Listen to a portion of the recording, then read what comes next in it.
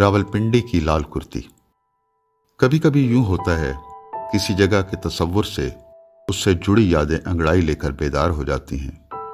راولپنڈی کی لال کرتی بھی ایک ایسی جگہ ہے جس کے خیال سے بہت سی یادیں آنکھیں جھپکتی میرے ارد گرد آ بیٹھی ہیں۔ لال کرتی کی میری اولین یاد میرا پرائمری اسکول ہے جو مامو جی روڈ پر ایوب ہال کے سامنے تھا۔ مجھے یاد ہے تیسری جماعت میں جب میں اسکول میں داخل ہوا تو اور سوالوں کے علاوہ میرے ذہن میں ایک سوال یہ بھی تھا کہ لال کرتی کا نام لال کرتی کیوں ہے۔ بہت دنوں بعد ایک روز ہمارے ایک استاد نے یہ الجھن آسان کر دی۔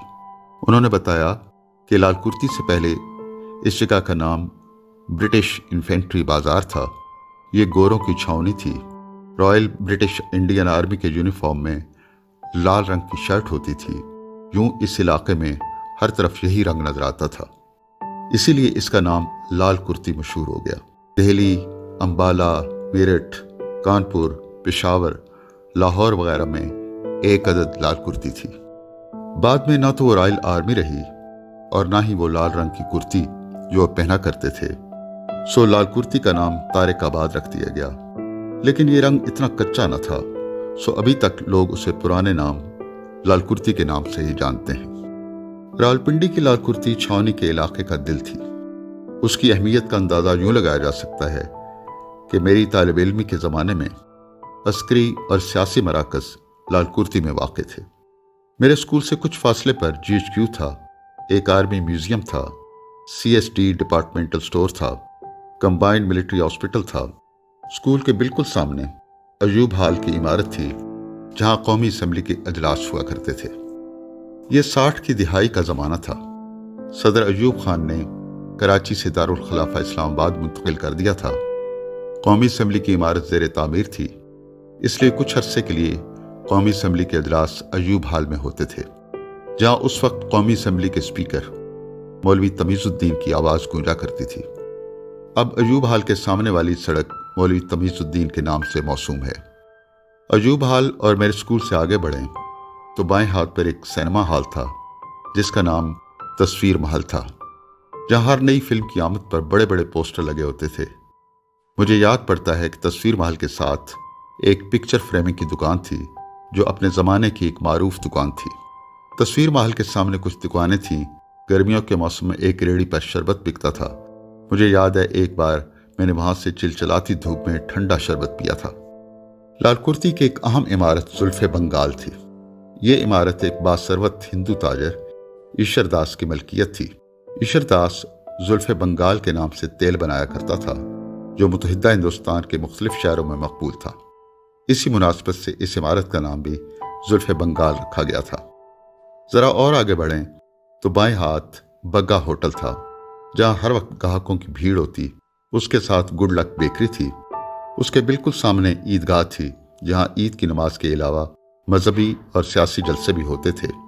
گڈ لک بیکری سے آگے لال کرتی کی معروف پان شاپ تھی جس کا نام دارالسرور تھا۔ یہ ایک چھوٹی سی دکان تھی جس کے مالک حاجی محمد یوسف صاحب بہت نازک مزاج تھے۔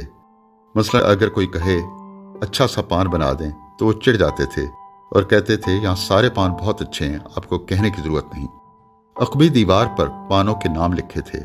واہ واہ، حاجی صاحب کے ذہن رسا نے پانوں کے کیا کیا نام تخلیق کیے تھے۔ مثلا شام اودھ، چلتے چلتے، ہم سے نہ بولو، مغل اعظم، زینت لب، ہو اکیلے نہ جانا وغیرہ۔ مجھے یاد ہے طارق عزیز نے اپنے مقبول ٹی وی شو نیلام گھر میں اس پان شاپ کا خصوصی ذکر کیا تھا۔ پان شاپ سے آگے باٹا چوک ہے۔ چوک کے بائیں ہاتھ جائیں تو کچھ دکانیں تھیں، ذرا آگے بڑھیں تو بائیں ہاتھ ایک گیٹ تھا اور گیٹ کے اندر مسیحی آبادی تھی اور ایک چرچ۔ پرائمری کے بعد میرا ہائی اسکول بھی لال کرتی میں تھا۔ یوں لال کرتی ایک طرح سے ہمارا صحن تھا جہاں کے سب راستوں سے میں آشنا تھا۔ مذہبی ہم آہنگی میں لال کرتی ایک مثالی جگہ تھی۔ ایک طرف مسجدیں تھیں، دوسری طرف عیسائیوں کے 2 چرچ تھے، سینٹ جوزف کیتھیڈرل چرچ اور کرائسٹ چرچ۔ کرائسٹ چرچ 1852 میں تعمیر ہوا تھا۔ کہتے ہیں ہندوؤں کے بھی کئی مندر تھے، لیکن تقسیم کے بعد زیادہ ہندو آبادی ہندوستان چلی گئی، لیکن اب بھی ایک بالمیکی مندر موجود ہے جہاں ہندو عبادت کے لیے جاتے ہیں۔ हाँ, तो मैं अहाते का जिक्र कर रहा था, जहाँ क्रिसमस के मौके पर हम भी क्रिसमस केक काटने की तकरीब में शरीक होते। अहाते से ज़रा आगे रावलपिंडी प्रेजेंटेशन कॉन्वेंट की बिल्डिंग थी। इसी स्कूल में बेनज़ीर भुट्टो कुछ अरसा ज़ेर तालीम रही और फिर मरी के कॉन्वेंट स्कूल में तालीम हासिल की। इस स्कूल का तालीम के फ़रोग़ में अहम किरदार है। अजीज़ भट्टी रोड पर आगे बढ़ते जाएं तो दाएं हाथ एक बड़ी हवेली थी। यह हवेली अपने ज़माने के मशहूर वकील खान बहादुर काजी नज़ीर अहमद की थी। उनके पोते और लालकुर्ती की हर दिलअज़ीज़ शख्सियत काजी नदीम हमारे दोस्त थे। बाएं हाथ स्कॉश कोर्ट्स थे, जहाँ मेरे दोस्त फ़हीम गुल का घर था, जिसके वालिद वहाँ के स्कॉश कोर्ट के कोच थे। बाद में फ़हीम गुल और उसके छोटे भाई जमशेद गुल ने भी स्कॉश की दुनिया में नाम कमाया। मेरा अक्सर वक्त यहाँ गुजरता था। जिस रोज़ हम ना जाते, फ़हीम की वालदा पूछती, आज तुम्हारे दोस्त क्यों नहीं आए? स्कॉश कोर्ट के बिल्कुल सामने शालीमार होटल की तामीर हमारे सामने शुरू हुई थी। स्कॉश कोर्ट की दीवार से जुड़ी हुई दीवार इंटरकॉन्टिनेंटल होटल की थी, जो अब पर्ल कॉन्टिनेंटल होटल कहलाता है। अब हम वापस बाटा चौक आ जाते हैं और लालकुर्ती के तंग बाजार में दाखिल होते हैं, जिसके आगाजी में मिठाई की दुकान थी, जहाँ मथुरा के पेड़े बहुत मशहूर थे। ज़रा आगे बाएं हाथ सलीम चाट हाउस था, जहाँ हम अक्सर जाया करते। आगे बढ़ते जाएं तो लुधियाना होटल था, जो अपनी चाय के लिए मशहूर था। साथ में हाजी साहब का होटल, जो तड़के वाली दाल के लिए जाना जाता था।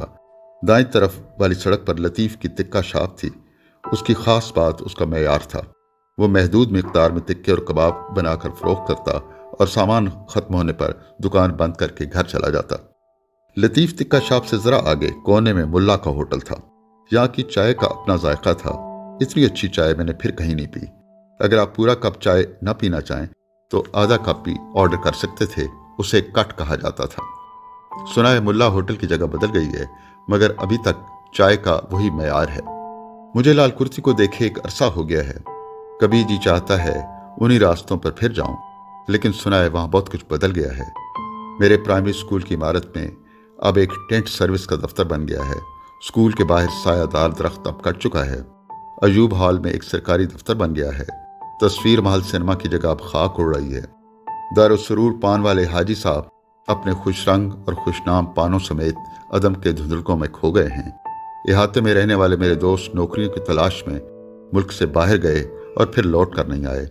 लतीफ़ टिक्का शॉप का लतीफ़ मुद्दतों पहले अपनी दुकान बढ़ा गया है।